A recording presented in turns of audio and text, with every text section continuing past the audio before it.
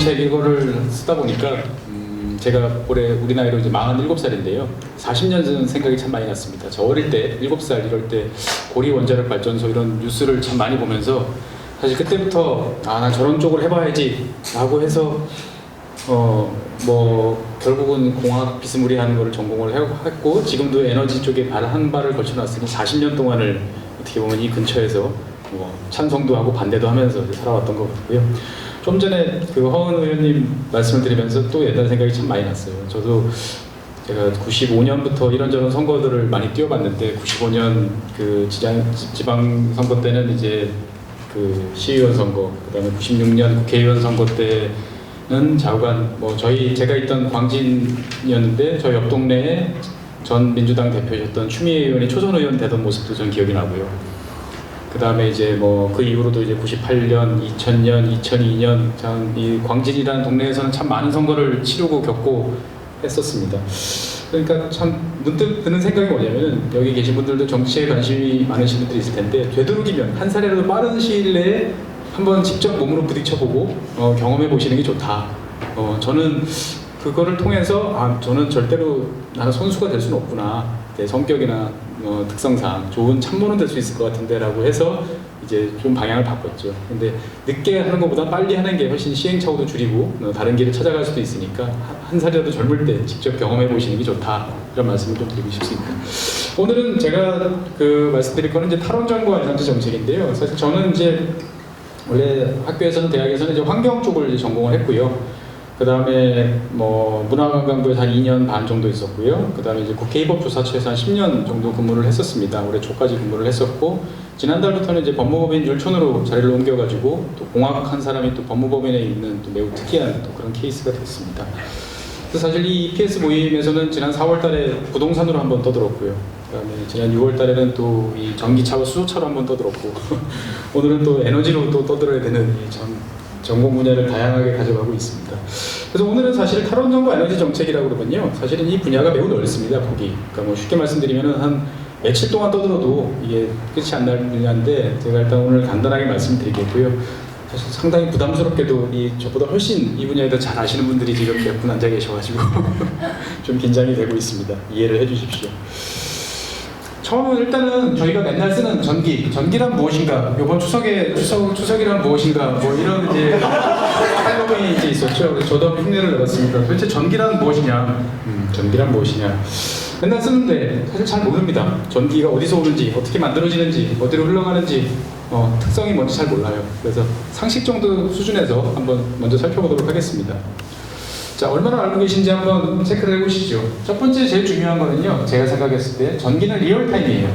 그러니까 뭐냐면은 발전소에서 전기가 만들어지는 순간 빛의 속도로 이동을 하죠.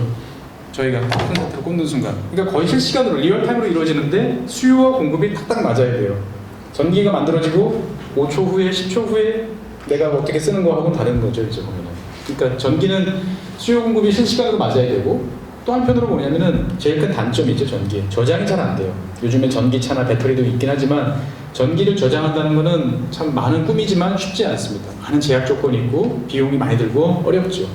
그렇기 때문에 전기는 항상 이제 실시간으로 만들고 써야 되는 아주 따끈따끈한 그런 물건이다라는 말씀을 드리고 싶고요. 두 번째는 이제 빛의 속도로 일단 이동을 하죠. 순식간에 이동을 하고요. 그 다음에 이놈도 나름대로 생각이 있어서 저항이 적은 길로 갑니다. 우리도 차가 막히면 옆길로 돌아가듯이 전기도 마찬가지입니다. 저항이 많은 길을 피해서 옆으로 우회 선로를 타고 갑니다. 그래서 이를테면은 강원도에서 경기도로 들어오는 전기 선로가 홍전선이 만약에 이제 전기 입장에서 봤을 때 꽉 막혔다. 그럼 이놈들은 저 경상도로 내려가서 다시 다른 루트로 돌고 돌아가지고 서울까지 오는 거죠. 그래 봐야 걸리는 시간은 빛의 시간이기 때문에 거의 차이가 없습니다. 그래서 실제로 전기를 만드는 것도 중요하지만 서울까지 전기가 필요한 지역까지 까는 송전선로도 매우 중요합니다. 그래서 최근에 송전선로가 부족해가지고 여러 가지 갈등도 많이 겪고 있고요. 우리뿐만 아니고 미국이나 독일 같은 나라들도 많은 어려움을 겪고 있습니다. 다행스럽게도 대한민국은 세계 최고 수준의 송전선로를 보유를 하고 있습니다. 여기서 최고 수준이라는 것은 전기가 송전선로를 지나가다 보면 열로서 많은 에너지를 상실을 하게 되는데 우리는 아주 좋은 선로를 깔아놨기 때문에 이 손실률이 세계에서 가장 낮은 편입니다. 그 제3세계 국가 같은 경우는 100이라는 전기를 만들면 실제로 수요자한테 떨어지는 전기는 50밖에 안 되는 경우도 비일비재합니다. 중간에 다 날아가는 거죠. 근데 우리는 한 3% 정도만 이제 열로서 손실이 되는 걸로 알고 있습니다.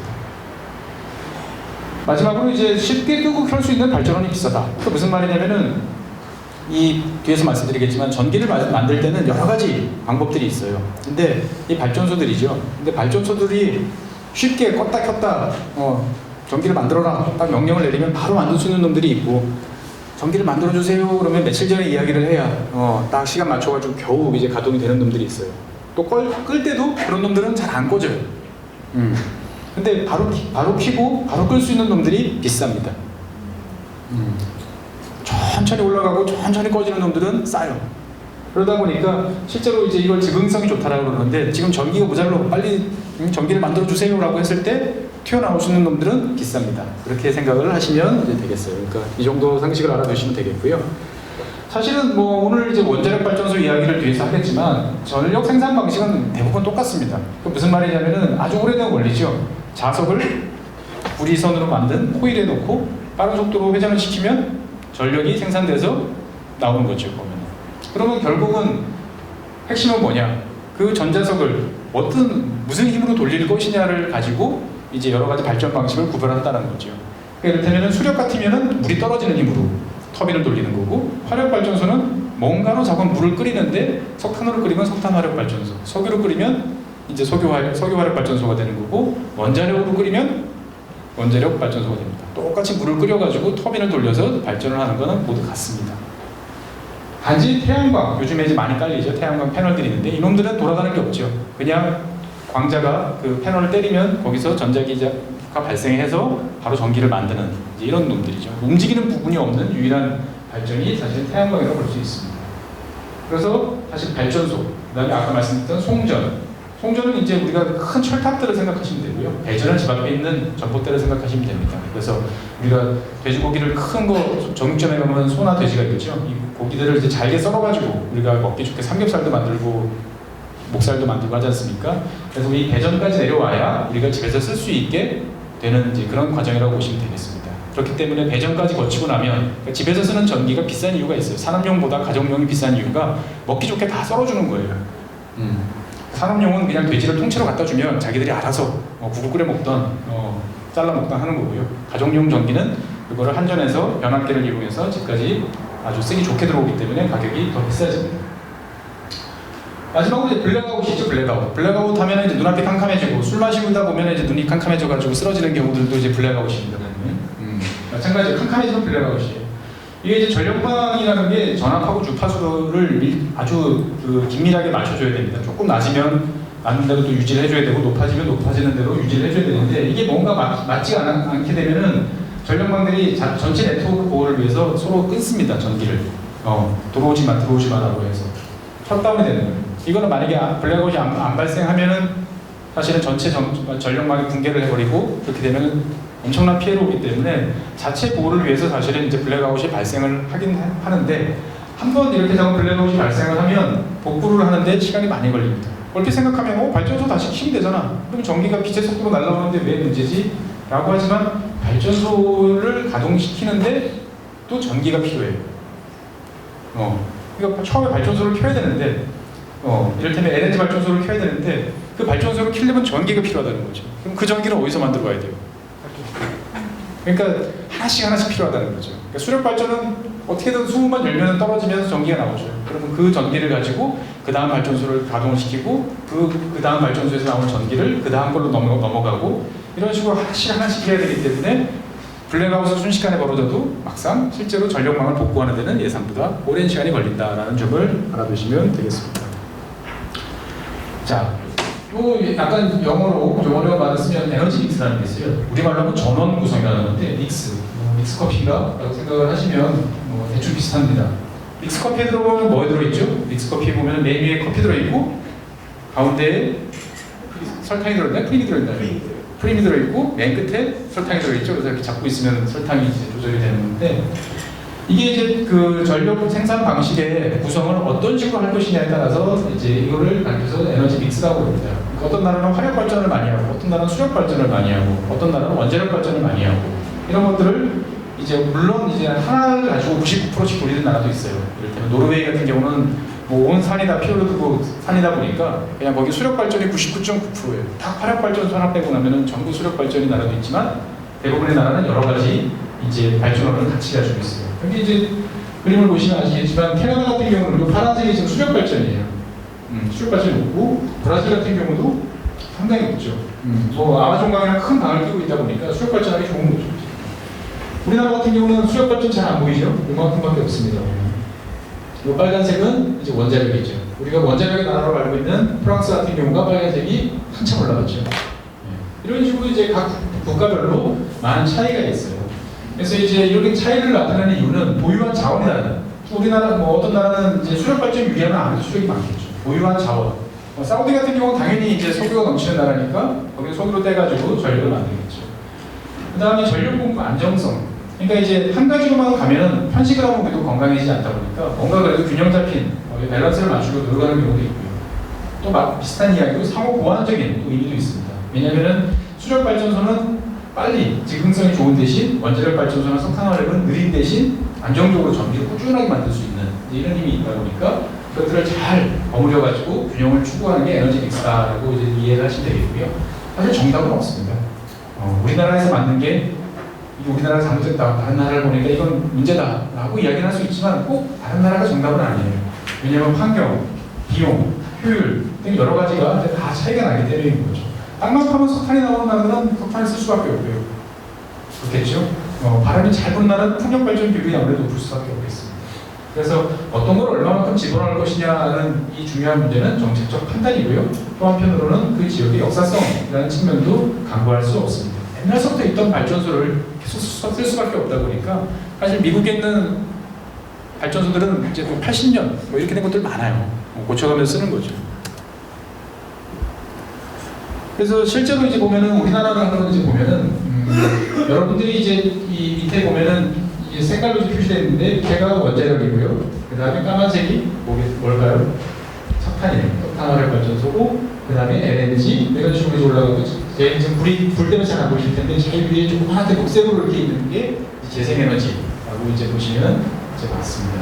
근데 우리나라가 많은 분들이 얼핏 생각하면 우리나라에서는 석탄화력이 제일 많은 것 같아. 그 다음에 원자력, 그 다음에 LNG, 천연가스지 이렇게 생각하는데 실제로 설비 용량, 즉 전기를 만들어낼 수 있는 그 사이즈로 보면은 2016년에는 LNG가 설비 용량이 제일 많았어요. 그럼 우리나라는 LNG로 대부분 전기를 만드는 거야? 이렇게 생각할 수도 있겠지만 실제 전기를 만들어내서 파는 걸 보면 또 달라져요. 무슨 말이냐면은 제일 큰 축이 어디죠? 석탄화력이죠. 석탄화력에서 만드는 전기를 제일 많이 쓰고 그 다음에 원자력하고 그 다음에 LNG가 이제 그 뒤를 잇는 이런 구성을 보이고 있어요. 그럼 왜 LNG에서는 설비 용량이 그렇게 많은데 왜 가동을 저렇게 안 하지? 왜 전기를 조그맣게 못 만들어 파는 거지? 이제 궁금하실 것 같아요. 그 이유는 뭐냐면은 전기라는 건 우리가 전기세 그렇죠. 전기는 세금이 아니에요. 요금이에요. 요금. 우리가 택시 타면 택시 요금 내듯이 그냥 당연히 우리가 쓰는 만큼 내는 건데 이 전력 같은 경우도 전력 시장이라는 게 존재를 합니다. 여러분들이 이제 가서 그냥 자유롭게 사고 팔 수 있는 건 아니고요. 따로 이제 플레이어들이 이제 존재를 하고 있죠. 이제 이 친구들이 가서 전력 시장이나 전력 거래소라는 한전 이제 산하기관이 운영하는 전력 거래소라는 게 있어요. 여기서 개통 한계 가격, 많이 어렵죠? 시스템, 마지널 프라이스라고 그래가지고 개통 한계 가격이라는 거를 정합니다. 그러니까 무슨 말이냐면은 자, 지금 시점에서 가장 싸게 공급할 수 있는 전기부터 난 살 거야 라는 게 일관된 전력 거래소의 입장이에요. 그러니까 이를테면은 누구는 전기를 100원에 만들고 누구는 200원에 만드는데 지금 내가 줄 수 있는 돈은 110원밖에 없어. 그럼 100원 만드는 전기는 내가 다 사주는데 200원 만드는 전기는 팔기가 힘들겠죠. 그래서 여기 보면 이게 시간대예요. 밑에 숫자가 1부터 24시까지 있죠. 밤에는 아무래도 전력 수가 적겠죠. 그러다가 이럴 때는 이제 S&P가 낮아요. 그러면은 단가가 싼 원자력 발전이나 유연탄 발전만 쭉 돌아서 돈을 벌어갑니다. 그러다가 점점 이제 수요가 많아지기 시작하면은 이 원자력이나 유연탄 가지고는 충당이 안 되겠죠. 그러면은 자연스럽게 S&P 가격이 올라간다고 생각을 하시면 돼요. 정확한 원리는 아니지만 전력 수요가 많아지면 전력 그걸 공급을 많이 해줘야 되니까 점점 비싼 전기들을 이제 쓰는 거예요. 근데 보통 순서가 원자력 제 밑에 유연탄, 그 다음에 유연탄은 수입탄이에요. 그 다음에 무연탄이 있고, 그 다음에 여기 복합발전이라는 건 LNG, 그 다음에 그 위에가 중유발전, 석유 발전은 우리나라에 거의 없어요. 그 다음에 여기도 모자란다. 그럼 정말 제일 위에 올라가면 나오는 게 이제 수력발전 같은 이제 이런 놈들이 차례차례 등장을 하는 거죠. 그래가지고 아까 LNG는 엄청 많다고 했는데 얘네들은 가격대가 이 정도 유지가 돼야, 여기 지금 노란색으로 표시된 이 정도가 유지가 돼야 내가 저 시장에다가 전기를 팔 수 있는 거예요. 이 가격보다 낮으면 내가 적자를 보면서 팔던지 전기를 안 파는 게 차라리 나은 거예요. 그러다 보니까 시설 용량이 많아도 가동률은 낮게 유지가 되는 게 이제 최근의 모습입니다. 그럼 왜 이런 차이가 나타나냐면은 이 실제로 보면 발전원별로 특성들이 달라서 그래요. 원자력 발전소는 한 번 키면 웬만하면 몇 년 동안 안 꺼집니다. 그러니까 꾸준하게 그냥 계속 묵묵히 자기 일을 하는 거예요. 별로 뭐 사이클 변화도 없고 일단 한번 달리기 시작하면 출력 100%로 올려가지고 꾸준하게 가요. 출력 조절이 잘 안 돼요. 할 수는 있지만. 그러니까 싸요. 제일 밑에가 원자력, 그 위에가 석탄화력. 밑에가 이제 싼 놈들이 몰려있고 위쪽은 이제 비싼 놈들이 이제 가 있는 거죠. 그래서 매년 뭐 소유 가격이 오른다든지 석탄 가격이 오른다든지 천연가스 가격이 왔다 갔다 하면 그놈들은 이제 변화가 큰 편이고요. 원자력은 뭐 거의 변동이 이제 별로 없는 편이고 정책적으로 뭐를 좀 비용에다 반영해야 조금 올라가는 정도고, 석탄 가격은 요즘에 별로 안 올라가요. 왜? 뒤에서 말씀드리겠지만 전 세계에 가스가 넘쳐나기 때문에 석탄은 쓰는 사람이 별로 점점 줄고 있어요. 그렇기 때문에 석탄화력 발전소 가격은 매우 낮게 유지가 됩니다. 그래서 실제로 보면 아까 앞에서 말한 S&P라는 가격들이 지금 이제 단위 전기 생산할 때마다 이렇게 지금 나와주는 거예요. 81원, 어떤 때는 77원, 여기 2013년 152원. 그럼 여기 보면은 그때마다 각 에너지원별로 가격들이 나오는 거예요. 대충 평균 가격들이 나오죠. 그러면은 2017년에 81원이다 라고 하면 제일 위에 있는 원자력은 얼마죠? 60원이죠. 60원이면 계속 가동을 하면 돈을 버는 거죠. 이제 다 사가요. 그 다음에 석탄화력이 78원이죠. 그러면 82원이니까 어떻게 해요? 다 사갑니다. 그럼 그 위에 이제 남는 놈들 90원, 107원, 165원, 111원 이런 애들은 어떻게 돼요? S&P가 올라갈 때만 거기 맞춰가지고 이제 가동이 들어가게 되는 거죠. 그러다 보니까 아까 말씀드린 것처럼 이제 그 S&P 가격이 낮게 되면 오로지 석탄화력, 원자력 두 개만 돌아도 거의 대부분의 전력을 충당하기 때문에 비싼 돈 들여서 만든 이제 LNG 발전소 또는 뭐 재생에너지 발전소 이런 애들은 못 파는 거예요, 전기를. 그래서 이런 이제 기본적인 구조를 한번 머릿속에 놓고 계시면 이제 되겠다라고 말씀드리고요. 그래서 실제로 이제 뭐 여러 가지 어려운 이야기를 말씀드렸지만 뭐 간단히 말씀드리면 뭐냐면은 일단 전력을 생산할 때 있어서 가장 중요한 것 중에 하나는 안정적으로 계속 공급을 해야 되다 보니까 가급적이면 저렴한 에너지원을 사용하고 싶어 하죠. 왜냐하면 저렴한 에너지원을 사용하면 당연히 소비자도 싼 가격으로 쓸 수 있으니까 선호하게 됩니다. 그래서 우리나라는 석탄과 원자력이 가장 이런 면에서 우수해요. 제일 단가가 낮으니까. 근데 문제는 이렇게만 하다 보면 환경적 요소가 이제 문제가 생기는 거죠. 우리가 지금은 이제 아주 파란 하늘, 초현실적인 파란 하늘을 지금 몇 달째 보고 있는데 봄철 되면 또 언제 그랬냐는 듯이 저기 회색빛 하늘을 보겠죠. 그래서 미세먼지, 그 다음에 석탄화력 발전소 눈에는 안 보이지만 우리 이런 기후변화를 만드는 온실가스 이런 놈들이 다 어디서 나와요? 여기 유연탄에서 나오는 거죠. 근데 원자력으로 따지고 보면 온실가스도 안 나오고요. 물론 이제 따지면 이제 건설 과정, 운영 과정 다 따지면 이제 산출을 할 수도 있지만 일단 겉으로는 온실가스 없고요. 미세먼지 발생량 없습니다. LNG 같은 경우는 미세먼지 발생량은 적지만 온실가스의 경우에는 이 이산화탄소보다 훨씬 기후를 많이 변화시킨 메탄들이 대기중으로 많이 나와요. 그렇기 때문에 이게 꼭 친환경적이냐, 뭐 기후변화에 좋냐 이런 이제 의문들이 제기는 되고 있지만 자원 석탄보다 깨끗하겠죠. 근데 비싸죠. 그래서 사실 석탄화력 같은 경우는 가장 싸 보이지만 이런 환경 요소를 갖다 붙이면 이게 과연 정말 싼 돈이냐 이런 이야기들이 이제 나오게 됩니다. 그래서 최근 들어서 이 정부에서 2019년 세법 개정안에 보면은 이 석탄화력 발전소에 이제 여러 가지 세금을 더 붙여가지고 단가를 올려요. 단가를 올리고 LNG에 붙던 세금을 깎아줬어요.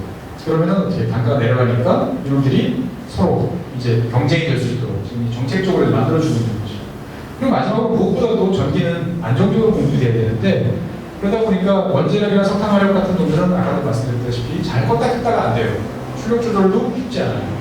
그러니까 여러분들은 어려운 말로 기저부하를 담당한다고 해요. 밑에서 묵묵히 깔리는 거죠. 최소한의 선, 한 절반 정도는 얘네들이 다 감당하고 나머지 위쪽을 이제 LNG나 태양광, 풍력 이런 놈들이 이제 감당해 주는 거죠. 뒤에서 다시 말씀드리겠지만 태양광이나 풍력 같은 사실 저는 이제 신재생에너지라고 그러는데 신재생에너지는 사실 틀린 표현이에요. 신에너지가 있고요. 재생에너지가 있고 그래서 태양광이나 풍력 같은 경우는 리뉴얼, 그냥 재생에너지라고 부르는 게 정확한 표현입니다. 이런 애들은 당연히 밤에는 태양광 발전 안 되겠죠. 바람 안 불면 풍력이 좀 힘들겠죠. 그러다 보니까 자연환경 변화에 따라서 이게 크게 사이클이 춤을 춥니다. 그래서 이런 것들이 종합적으로 고려가 되는 게 전력 생산이다. 그러니까 우리가 쉽게 쓰는 전력이지만 이걸 안정적으로 유지하기 위해서 한전에 계신 많은 분들이 나름대로 밤새워서 고민을 하고 고생도 하시고 여러 가지 연구도 많이 하고 계시다는 것을 알아주시면 좋겠습니다. 자, 여기까지 이제 말씀을 드리면 원자력 발전소 그렇게 나쁜 게 없는 것 같은데 오늘 저한테 요청한 주제는 탈원전이라는 원자력 발전소에서 이제 탈출해야 된다는 왜 원자력 발전소는 미움을 받아야만 하는가? 전기란 무엇인가라는 질문에서 다시 원자력 발전소를 왜 미움을 받아야 되는가? 무슨 악당인가? 이런 질문을 한번 던져보겠습니다. 원자력 발전소를 보면 상당히 약극단의 이미지죠. 저 위쪽은 이제 체르노빌, 지금 우크라이나죠. 옛날에 구소련 시절에 이제 사고가 났던, 그래서 지금 폐허가 된 이제 그런 지역이죠. 근데 사실 저기는 한 몇 년 전까지 저렇게 생긴 와중에도 전력을 계속 생산했습니다. 지금 이제 완전히 문을 닫았지만 저런 이미지일 수도 있고 앞에 이렇게 유체가 흐드러지게 피어 있는 그 속에서 아무것도 배출하지 않는 위에 나오는 건 다 수증기예요. 그냥 여기 냉각탄이기 때문에 수증기만 나오는 거예요. 저렇게 깨끗한 원자력일 수도 있을 것 같고 도대체 뭐가 정답이냐, 지킬과 하이드냐 이렇게 생각이 되어질 수도 있습니다. 사실 저처럼 이제 한 40대 중반쯤 된 사람들은 원자력 에너지는 미래 에너지였습니다. 그래서 레칸더 윌 보면은 이제 원자력 에너지 힘이 솟는다 뭐 이런 게 나오죠. 아마 사용 시간이 5분 내로 잡거나 악당을 물리쳐야 되는 저 에너지 쓰기 시작하면 어릴 때 조마조마하면서 봤던 기억이 나는 거예요. 아톰도 마찬가지죠. 아톰이라는 뜻 자체가 원자잖아요. 그래서 저한테는 첨단의 이미지였는데 언젠가부터 없어져야 될 뭔가 악당 같은 이미지가 됐다. 왜 그렇게 됐을까? 저로서는 좀 안타깝다라는 말씀을 이제 드리고 싶습니다. 왜? 저는 40년 전의 기억이 지금도 이제 생생하기 때문에. 자, 원자력 발전이 뭐냐? 원자력 발전소는 아까도 말씀드렸죠. 기본적으로는 모든 발전소는 물을 끓여서 터빈을 돌려서 전기를 만듭니다. 물을 끓이는 방법을 가지고 LNG냐, 석탄화력이냐, 원자력이냐 나옵니다. 무슨 말이냐면 물을 끓이는데 원자력의 에너지를 쓴다는 거예요. 뭔가 좀 많이 좀 이상하죠. 우리가 E는 mc의 제곱이라고 아인슈타인이 하는 이제 그 표현을 보면 M이라는 건 물질이에요.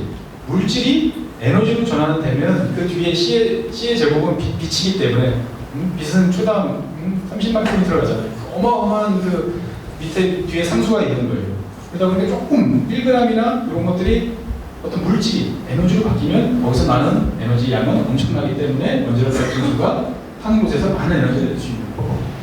그래서 물을 끓이는 방식으로 자꾸 원자력 발전소를 쓴다라고 이해를 하시면 되겠고요. 그러면 뭐 우리나라는 경수로, 그 다음에 뭐 중수로 이야기가 나오고, 아까 체르노빌 같은 경우는 흑연이라고 흑연을 씁니다. 이게 무슨 차이냐면은 이게 이제 뭐 어릴 때 우리나라 사람들은 잘 알지만 북한에서 이제 원자 이제 핵무기 실험을 하다 보면 이제 연쇄 반응을 일으키는 거죠. 폭주를 하는 거죠. 막 자기 반응을 일으켜가지고 이놈들이 결국은 많은 에너지를 한꺼번에 쏟아내면 그게 뭐가 되죠? 핵폭탄이 되는 거고. 그거를 천천히 차근차근 쏟아내게 만들어주면 원자력 발전소가 돼요. 속도의 문제예요. 그러면 빨리 폭주하지 않도록 만들어주려면 어떻게 돼요? 그놈들은 속도를 늦춰야 되는 거죠. 감속제라는 걸 씁니다. 이놈들이 하나가 두 개가 깨지고 두 개가 네 개가 깨지고 하는 거를 사람들이 조절할 수가 있어요. 그래서 조절을 하는데 경수, 우리가 보통 쓰는, 우리가 먹는 물, H2로 하면 경수라고 이야기를 하고요. 근데 이제 중수로라고 이 무거운 놈들이 있어요, 수소가. 이놈들을 이제 중수로라고 하고, 그 다음에 이렇게 물을 안 쓰고 흑연도 써요. 원래 세계 최초의 원자력 발전소는 원자력을 실험할 때는 다 흑연으로 했었어요. 그래서 여러 가지 방식이 있습니다. 그래서 뭐 우리나라 같은 경우는 이제 뭐 가압형 경수로라고 해가지고 이제 물이 잘 끓지 않도록 높은 온도를 유지할 수 있도록 만들어주는데 주로 우라늄 235라는 원료를 가지고 사용을 하고 있어요. 그래서 이거를 5% 이내로 농축을 합니다. 이거를 이제 95%까지 농축을 하면 원자폭탄이 되는 거예요. 원자폭탄은 이제 플루토늄과 우라늄을 가지고 할 수 있는데 이제 우라늄으로 만드는 게 훨씬 안정성이 높아요. 그렇죠? 그러니까 불발이 잘 안 나요. 그러니까 북한도 처음에 플루토늄을 하다가 결국은 다 우라늄을 하죠. 그래서 이거를 얼마나 농축을 하나 하고 국제기구에서 우리나라에서 있는 공장에다가 카메라를 설치하고 24시간 들여다보고 있습니다. 딴짓하면 걸려요. 그래서 우리나라에는 원자력 발전소는 월성에 있는 원자력 발전소 빼고 나면 모두 경수로. 그럼 월성에 있는 건 뭐냐? 중수로예요. 중수로는 이게 농축 안 해도 돼요. 그냥 밖에서 자연 상태에서 우라늄을 캐가지고 그냥 집어넣습니다. 대충 해서 대충 집어넣으면 저는 전력이 생산돼요. 대신에 이제 폐기물이 많이 나오죠. 대충 타입니다. 그래서 실제로 이 원자력 발전소는 저비용, 싸다. 일단 왜냐면 한 번 집어넣으면은 우라늄 한 번 집어넣으면은 이제 뭐 한 2년씩 가고 그러니까 용량이 커요. 그래가지고 기저발전용으로 적당하다. 낮이나 밤이나 조금 일하는. 그래가지고 일단 한전이나 한수원 이야기로는 자본 가장 싸다. 라고 이야기를 합니다. 석탄화력 발전소도 싸고 LNG보다도 훨씬 싸. 그래서 되게 좋은 발전소인데 왜 자꾸 미워하느냐? 라는 말씀을 드리기 전에 그럼 도대체 우리나라에 몇 개나 있느냐? 라고 하면 2018년 오늘 이 시점에서 24개가 운영 중이라고 알고 계시면 되겠습니다. 문재인 대통령께서 탈원전을 선언하셨기 때문에 원자력 발전소 팍팍 죽겠다 생각을 하지만 문재인 대통령께서 퇴임하시는 2022년 이 시점에도 28개 소속으로 늘어납니다. 원자력 발전소는. 안 줄어들어요. 더 늘어들어요. 저번에 고리랑 월성이랑 다른 것 같은데 또 짓고 있거든요. 그 사이에. 그래가지고 쭉 이게 보통 한 번 지으면 60년 갑니다. 40년, 60년 이렇게 가는데 2031년 18개로 줄고 38년 14개로 줄고 2080년 몇 년 남았죠? 60년 더 남았죠? 여기 살아계신 분들이 계실까요? 여기 계신 분들 다 없어져야 원자력 발전소도 없어집니다. 그래서 실제로 탈원전 하려면 앞으로 60년 이상 걸리는 장시간이다라고 보시면 되겠습니다. 당장 없어지는 거 아니다. 또 오른쪽에 이제 지도를 보시면 제가 옆에 숫자로 써놓은 거는 만들어진 시기예요. 전남 영광에 있는 데는 몇 개가 있어요? 6개가 있죠. 그럼 86, 87, 95, 96, 2002 이런 식으로 이렇게 돼 있고 고리 78년 딱 40년 전이죠.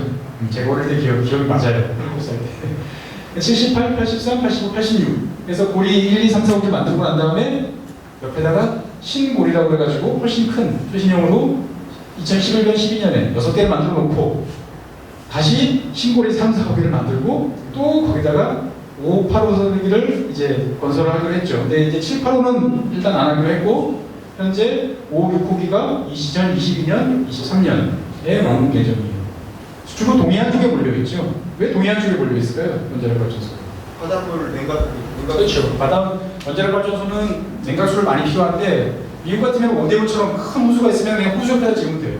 큰 강이 있으면. 근데 우리나라 강이나 호수는 그럴 만한 이게 어렵기 때문에 대부분 이 동해안 쪽이 조수간만의 차이가 없고 서해안 같은 경우 어떻게 돼요? 물이 쭉 빠져나가면 그 물을 끌어올려면 설비를 많이 해야겠죠. 동해안은 그런 게 없으니까 주로 동해안 쪽에다가 많이 지금 갖다 놓고 있죠. 그래서 처음에 이제 이 고리에서 시작해가지고 고리, 월성, 그다음 울진 있고요.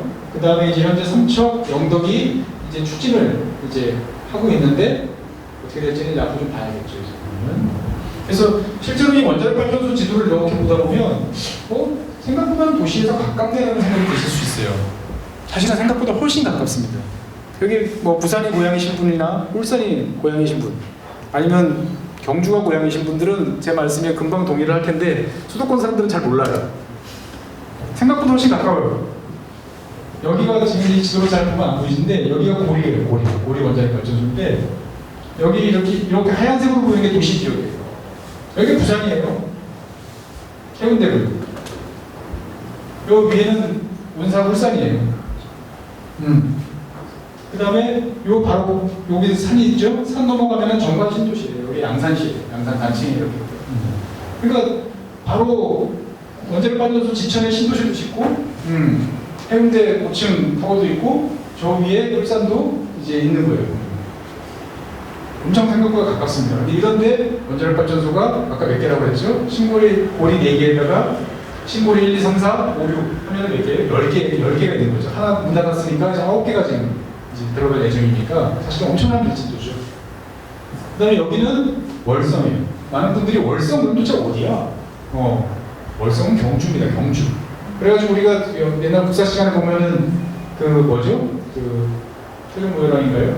그 내가 바다에 외국을 맡겠다라고. 예. 그게 여기에요. 이쪽 몰라도 이쪽에 있어요. 여기가 이제 월성이고 이쪽이 경주예요. 그러니까 행정구역으로 경주입니다. 사실.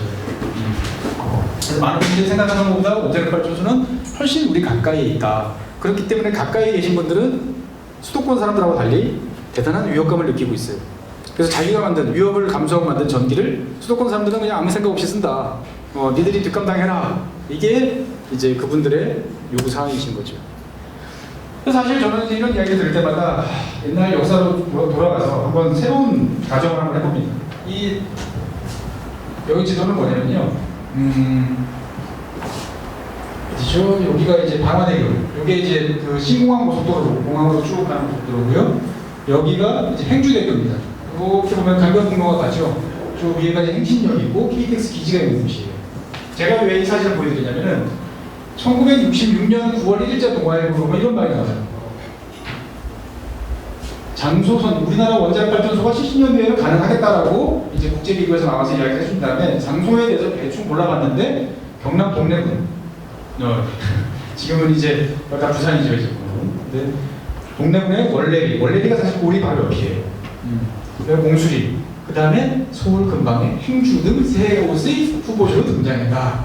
그래서 그 정확한 지역이 어디냐면 행주대교 북단 인터체인지 있는 쪽이에요. 제가 기록을 하게 본 바로.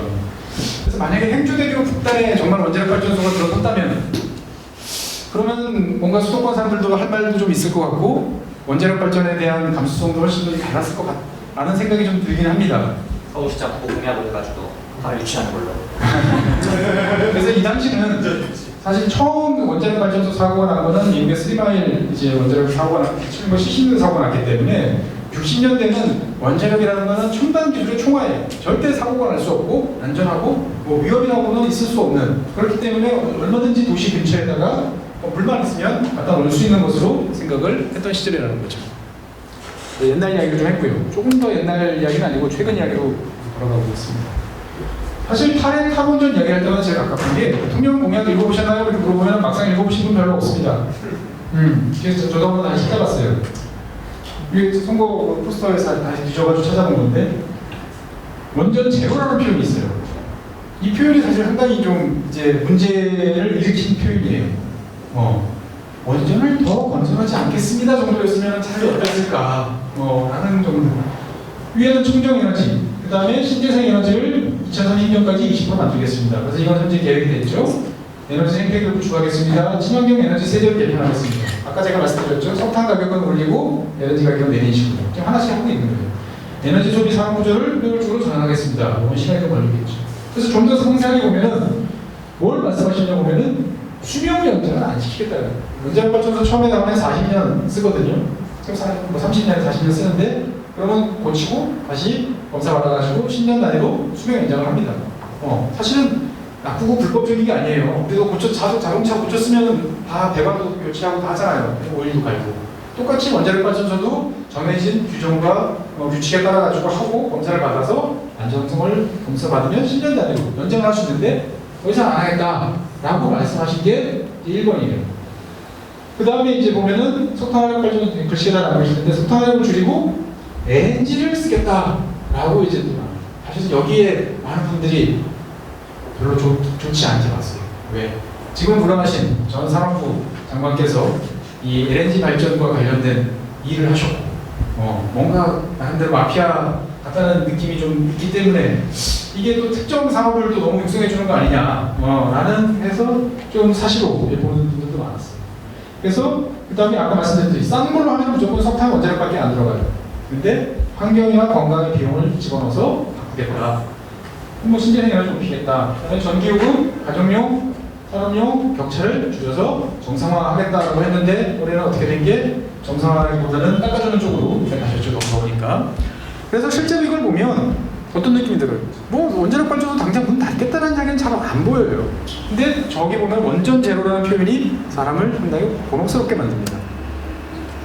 하나씩 다시 뜯어보면 생각보다 부드럽습니다. 신규 원전 전면 중단이라고 말씀을 하셨고 기존 건설 계획을 백지화하겠다. 그래서 문제가 된 게 오크이죠. 땅 파고 삽질하고 있던 거. 더 전에 이제 도면 그리고 있던 놈들은 일단 안 해. 그러고 할 수 있겠는데 땅 파는 놈들은 어떻게 할까요? 그래서 결국은 이게 공론화위원회까지 갔죠. 이제 보면. 이거 지금 삽질하고 있는 거 문 닫을까요? 어떻게 할까요? 한 거고 그 다음에 우리 1호기랑 월성 1호기 같은 경우를 예상보다 빨리 문 닫겠다. 왜? 오래된 발전소고 발전 용량도 크지 않기 때문에 어떤 상징적인 존재로 빨리 문 닫겠다는 거죠.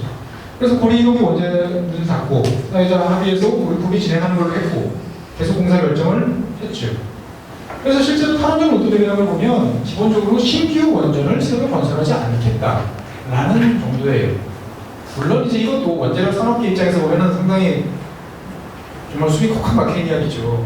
원자력 발전이라는 게 어디 해외에 누가 만들어서 우리가 자동차 만들듯이 쉽게 팔 수 있는 것도 아니고 오로지 원자력 발전소 하나만 바라보고 공부하는 사람들 그동안 수십 년 동안 닦아왔던 노하우 그 다음에 거기 만든 생산 설비들이 있는데 발전소를 안 지면 할 곳이 없는 거예요. 다 매몰병이 돼버리는 거죠. 그래서 지금 격렬하게 반대를 하고 있는 거예요. 그리고 노후 원전의 수명 연장을 금지시키겠다. 사실은 수명 연장에 대해서 여러 가지 이제 불편한 사람들이 많았기 때문에 그런 조치들이 나왔던 겁니다. 그래도 생각보다는 온건한 계획이라는 게 제 생각이에요. 일단 설계 수명을 인정을 했어요. 몇 년도까지 가동하겠다라는 걸 그냥 오케이. 대신 연장은 안 돼요. 기존 원전 문 닫는 거 없어. 일본은 후쿠시마 사고 이후에 원전 한번 다 껐었죠. 다 껐다가 지금 다시 키고 있는 중인데 그런 거 없습니다. 계속 운전하는 거예요. 그래서 저는 상당히 아쉬운 게 초반 세팅이 되게 아쉽다. 왜 불필요하게 탈원전이라는 그냥 차라리 재생에너지 비중을 높이겠다 라는 쪽으로 말씀하셨으면 사람들이 그렇게 바뀌는 게 맞아 라고 쉽게 동의를 할 수 있을 텐데 탈원전 재생에너지 확대를 하니까 이게 두 개가 상당히 상충되는 듯한 그런 요소를 이제 불러일으키면서 특정 업계에 격렬한 반대. 사실은 그래서 원자력 업계가 지금은 상당히 정치화됐죠. 이제 보면은 다 오른쪽에 이제 가 계시는데 안타깝습니다. 그럼 왜 원자력을 반대하냐? 가장 큰 이유는 안전이에요. 안전. 겁나는 거예요. 그리고 폐기물 문제. 폐기물 문제에 대해서는 사실 답이 잘 없습니다. 현재까지. 뭐 우리가 잘 아시다시피 사고 발생 시 막대한 리스크가 난다. 라는 거죠. 후쿠시마, 체르노빌 이런 걸 봤던 거죠. 근데 사실은 후쿠시마는 좀 억울한 면이 있어요. 제가 생각했을 때. 왜냐면은 누구도 상상하지 못했던 그 엄청난 강도의 쓰나미가 몰려왔는데 정작 원자력 발전소는 버텨냈어요. 그거를. 설계 보다 더 강한 게 왔는데도. 근데 문제는 단지 원자력 아까도 발전소도 전기가 필요하다고 그랬죠. 안전을 위해서 원자력 발전소가 셧다운을 했는데 그 외부에서 그거를 계속 유지할 수 있는 전력이 들어와야 되는데 전력망이 끊어지고 지진이 났으니까 그 다음에 그러면 자체 디젤 발전기가 있어야 되는데 쓰나미가 밀려오면서 디젤 발전기가 더 물에 잠겨가지고 전력이 공급이 안 되니까 실제로는 원자력으로 폭주를 한 거죠. 요즘에 지은 원자력 발전소들은 이제 그런 경우에 자동적으로 이제 비상 제어기라는 것들이 중력으로 그냥 자동으로 낙하를 해서 원자력을 끌 수 있도록 안전장치가 되어 있다고 합니다. 사실은 좀 억울한 면이 좀 있어요. 제가 봤을 때. 근데 어쨌든 사고가 나서 사람들한테 큰 충격을 줬죠. 그 다음에 제일 큰 문제는 사용 해결료. 보통 그런 말씀을 많이 하죠. 집을 졌는데 화장실이 없어요. 원자력 발전소를 졌는데 나오는 폐기물을 어떻게 처리할 방법이 없어. 이런 이야기를 많이 합니다. 그렇기 때문에 사실은 결정적인 반대 이유가 여기 있습니다. 그 무슨 말이냐면은 저렇게 몇 년 동안 원자력 발전소에다가 연료봉을 집어넣은 다음에 꺼내고 나면 이놈들은 사실은 강력한 방사능을 띠는 놈들이죠. 이거를 안전하게 처리를 해야 되는데 처리할 방법이 없어요. 현대 기술로는. 우리가 갖다 버릴 수도 없고 우주로 쏘아올릴 수도 없고 그러니까 되게 그냥 차곡차곡 쌓아놓고 있어요. 처분 방법도 없고 장소도 좀 마땅치 않은 학교. 근데 이런 놈들이 연간 한 700톤씩 나오고 있어요. 생각보다 많이 나옵니다. 그래서 현재 임시 저장 시설이 포화 상태다 이렇게 이야기를 합니다. 근데 이 이야기는 한 10년, 제가 10몇 년 전부터 계속 포화 상태예요. 지금까지. 그럼 어떻게 버티느냐? 고리 같은 경우 어떻게 돼요? 발전소가 계속 생기죠. 그럼 발전소 지을 때 임시 저장소를 만들어요. 그러면 옆에 있는 돈들을 그쪽 옮기는 거죠. 그러면 이제 순간 내려가는 거예요. 그러다 점점 차오르면 또 발전소 또 짓고. 이런 식으로 이제 임시 이제 변통으로 지금 대응을 해서 지금 계속 뭐 포화 상태다 그러는데 사실 월성 같은 경우는 발전 용량은 별로 그렇게 크지 않으면서도 폐기물을 엄청나게 많이 나오고 있어요. 그러다 보니까 사실 제 입장에서 봤을 때도 저는 중수로 같은 경우는 딱 그런 거기밖에 없으니까 빨리 문 닫는 게 좋겠다. 원래 처음서부터 핵무기 개발하려고 들어왔던 원자로기 때문에 플루토늄을 만들기 좋습니다. 중수로는. 그렇기 때문에 이제 문 닫는 게 좋겠다라는 생각을 하는 거죠. 그래서 실제로 뭐 원자력 발전소는 되게 어려워 보이지만 뭐 쉽습니다. 해결료 땅에서 우라를 캐가지고요 이런저런 과정을 거쳐서 농축을 해서 길쭉한 해결료를 만듭니다. 장대 같은 이런 놈들을 원자력 발전소에 집어넣고 몇 년 동안 쓰고 나면 임시 저장하고 난 다음에 임시 저장하는 뭐냐면은 이런 식으로 이제 그 원자력 발전소 주변에 가면은 수조가 있어요. 그럼 이 수조에다가 이 다 쓴 연료봉을 집어넣습니다. 연료봉은 왜 수조에 집어넣냐면 뜨거워요. 열도 식혀야 되고. 그럼 이제 물속에 들어가면 이놈들이 반응을 해가지고 저렇게 푸른색 빛이 납니다. 멋있어요. 가서 보면. 그렇게 하든지 아니면 건식 저장. 월성 원자력 발전소 같은 경우 건식 저장하고 있어요. 사이로를 만들어가지고 거기다 차곡차곡 좀 쌓고 있죠. 그 다음에 이제 결국은 그러면 최종적으로 심지층 처분을 해야 되는데 아직까지 전 세계적으로 여기까지 간 곳이 없어요. 예전에 뭐 경주에다가 뭔가 만든다고 했는데 그거 뭐예요? 라고 물어보시는데 이게 경주입니다. 경주 이제 근데 여기는 중저중이에요. 주로 원자력 발전소를 수리하거나 수리하다 보면은 우리가 이제 방호복도 있고 그다음에 그쪽 배관도 있고 이런 거 있죠. 뭐 직접적으로 닿지 않아요. 그러니까 상당히 낮은 정도의 폐기물들을 저장할 수 있도록 만들어 놓은 거지 여기다가 이 사용 후 해결료를 집어넣을 수는 없어요. 그래서 지금 이제 보면 핀란드 같은 경우가 지하 400m에다가 이제 만들어가지고 터널을 막 이렇게 구불구불하게 하고 옆에다가 여러 가지 방수층이나 이런 것들을 집어넣은 다음에 여기다 처분을 하겠다 그런 계획을 세우고 있는데 아직까지 가동은 이제 못하고 있는 것으로 알고 있어요. 쉽지가 않은 거죠. 왜? 안전한 것 같은데 막상 자세히 조사해보면 균열이 있고 단층이 있고 물이 새고 그럼 다시 다른 곳으로 이런 식이 이제 반복이 되는 거죠. 그래가지고 이건 뭐 상식적으로 그냥 알아보시면 됩니다. 그럼 방법이 없냐라고 하면은 이제 뭐 재처리를 하면 된다라고 말씀하시는 분도 있어요. 재처리 무서운 이야기죠. 플루토늄 뽑아냅니다. 우라늄 뽑아냅니다. 쉽게 말해서 우리 연탄재 했는데 원자력 발전소가 그렇게 효율이 좋지 않아가지고 하얀색 연탄이 나오는 게 아니에요. 아직 탈 수 있는 게 많은데 그것만 가지고는 타지 않으니까 이 원자력 그 쓴 사용할 연료봉을 뽑아가지고 이런저런 화학 처리도 하고 여러 가지 작업들을 하면은 원하는 요소를 뽑을 수 있어요. 근데 문제는 뭐냐? 이렇게 뽑고 나면은 핵무기를 만들 수 있는 이제 플루토늄 이런 거 추출하기가 아주 딱 좋은 거죠. 그렇기 때문에 재처리는 엄격하게 이제 금지되어 있는 거죠. 우리나라는 신뢰성을 상실했기 때문에 쉽게 말하면 무슨 말이냐면 일본은 미국 입장에서 보면은 약속을 칼같이 잘 지키는 나라예요. 우리 재처리 할게요. 우리 약속대로 딱 하고 보고할게요. 그러면 해. 니들 알아서 해. 거의 정권을 주고 있어요. 근데 우리는 틈만 나면 프로토늄 만큼 뽑아보고 이렇게 시도해보고 했다가 들키고 혼나고를 반복했기 때문에 콩으로 매주를 쓴다고 해도 안 믿어져요. 그래서 우리나라는 하이로 프로세싱이라는 걸 통해가지고 이거는 이렇게 습식으로 핵무기 만드는 게 아니고 이런 거 처리해봐야 절대 원자력 못 만듭니다라고 10년째 떠들고 있는데 글쎄 모르겠다 연구 좀 더 해보자 이런 정도 미국에서는 이제 반응을 보여주고 있어요. 그럼 여기서 왜 미국이 우리나라한테 뭐라 그러지? 우리가 핵연료 다 만드는데? 라고 생각할지 모르겠으나 핵연료 우리가 처음 78년도에 문 열었다고 그랬죠? 90 몇 년도까지 한 20년간은 미국에서 공급해준 핵연료를 사용했던 거예요. 그렇기 때문에 그 핵연료에 대한 처분권이나 이런 것들은 다 한미 원자력 협정에 따라서 미국한테 다 권한이 있는 거죠. 그러니까 우리는 그냥 잘 쓴 거를 보관만 하고 있을 뿐이지 그걸 마음대로 까고 부숴서 바꿀 수가 없는 이런 제약 조건이 있습니다.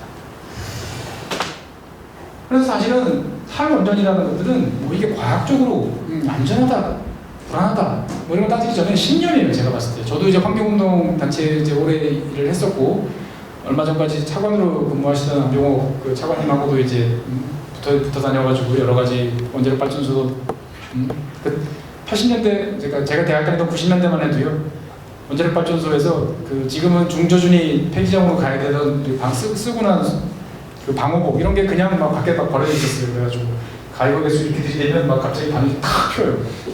놀래가지고 도망가고 그러던 시절이었는데 실제로 제가 몇십 년 동안 지켜보다 보면은 결국은 이거는 원자력 발전은 신념의 문제다. 안전하다. 불편함이 여러 가지 불리한 조건이 있지만 우리는 쓸 수밖에 없다고 생각하시는 분들은 써야 된다. 안전하다고 생각하시고 그렇지 않다. 이건 당장 우리의 목숨을 빼앗아갈 수 있는 일이기 때문에 당장 치워야 된다. 이런 분들한테는 경제성이나 뭐나 이런 이야기는 귀에도 안 들어오는 거죠. 그래서 사실은 상당히 과학적이고 합리적인 토론이 저는 어려운 주제다라고 생각이 들었어요. 그래서 곰곰 생각을 해보면 공돌이 입장에서 보면은 야 그럼 핵연료를 안전하게 처리 저장할 수 있으면 되는 거 아니야 라고 하지만 실제로 누가 그렇게 이야기했다고 해도 보증이 가능해? 그거 한 200년쯤 있으면 안전하다고 500년쯤 있으면 안전해 그러는데 누가 500년 동안 살아가면서 그거 평가할 수 있겠어요? 못 믿으면 못 믿는 거예요. 누가 리스크를? 누가 리스크를 평가해요? 난 상식적으로 이해가 안 되는데 라고 하면 이야기가 안 되는 거죠. 관리도 누가 할 거예요? 그러니까 처음부터 이게 딱 진영이 나눠진 논리이기 때문에 상당히 설득이 어렵다. 그래서 반대하는 쪽에서는 이 사용 회의료 같은 경우는 10만 년을 보관해야 된다. 10만 년이 지나야만 우리 자연에도 방사선이 많습니다. 실제로 여러분들 해외여행 갈 때마다 우주에서 보는 방사선 쏘이시고요. 그 다음에 브라질 이런 데 가면 우리나라보다 한 서너 배 높은 자연 방사선이 있어요. 거기에 너무 오래 계시면 방사선 많이 노출되는 겁니다. 엑스레이 찍으면 안 되지만. 그래서 10만 년 동안 있어야 되는데 우리가 과연 10만 년 전에 뭐 했죠? 10만 년 전에 구성기 시대인가요? 네. 그렇죠. 6천 년 전에 신석기 시대니까 돌개관에 그 시절까지 돌아가야 되는데 10만 년이 지난 다음에 지금 사용 해결을 이렇게 한글로 써붙여놓으면 볼 수 있는 사람이 있을까? 상당히 의심스럽죠. 그래서 누구는 10만 년, 누구는 1만 년, 누구는 수천 년 정도는 있어야 된다라고 이야기를 합니다. 인류 문명이 이제 2000년도 안 됐는데 너무 먼 시간이라는 거죠. 그래서 안 된다라고 말씀하시는데 또 어떤 분들은 그렇게 이야기를 해요. 200년 정도만 잘 보관하면 되는데 200년 정도는 어떻게 할 수 있지 않겠냐. 왜 200년입니까? 그랬더니 이 사용 핵연료 중에서 불에 잘 녹고 잘 움직여 다니고 이런 놈들이 한 200년 지나면 대부분 관광기를 거쳐가지고 별로 문제가 없게 된다. 나머지 남는 놈들은 묵직한 놈들이어가지고 그냥 그 자리에 그대로 앉아있다. 딴 데로 흘러가지도 않고. 그렇기 때문에 어떤 분들은 7세대, 7세대, 누구는 200년, 누구는 300년 정도만 관리하면은 가능한 이야기 아니냐라고 하지만 제가 봤을 때는 소수 의견이라고 이제 보여집니다. 그래서 자, 다시 우리나라 이야기 들어와서 탈원전 과연 가능하겠는가 이런 이야기를 해보면 두 가지로 이제 이야기를 할 수 있죠. 자, 그러면 원전이 없어지면 그만큼 전력이 필요하겠죠. 근데 그거를 석탄화력으로 집어넣으면 모두가 싫어하겠죠. 그러면 결국 대안은 두 가지밖에 없습니다. 재생에너지 아니면 LNG 둘 중에 하나인데 재생에너지 같은 경우 태양광, 풍력 이런 것들은 시설 용량 점점 늘어나고 있죠. 엄청 많이 깔고 있습니다. 원가 경쟁력도 점점 좋아지고 있어요. 미국이나 나라들은 일반 발전소보다 더 싸다 이렇게 이야기까지 나옵니다. 그래서 해외 사례도 많기 때문에 우리도 할 수 있습니다 이렇게 주장하는 게 현재 정부 입장이고 반대하는 입장에서 보면 과연 가능해? 이렇게 좁은 땅덩어리에 산 가면은 또 산사태하고 이런 이야기들. 그 다음에 적시성 필요할 때 공급해줘야 되는데 그렇게 못하잖아.